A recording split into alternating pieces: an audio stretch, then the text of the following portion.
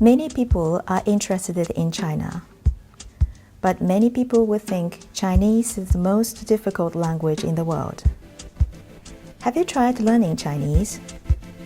Perhaps you don't have the chance to find a teacher and the suitable time. Maybe you have many problems that you don't understand. Now you can join MOOC. Spend 7 weeks, 10 minutes every day.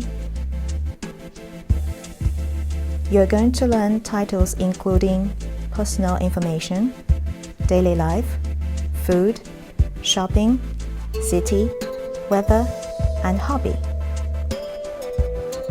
If the time is suitable for you, you can learn online everywhere in the world. And you can also practice and give the questions online. And what is better, this is the speaking course for beginners. You don't have to learn Chinese characters. This will make the learning easier.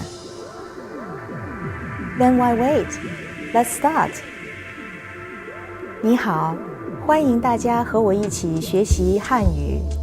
第一课，个人信息。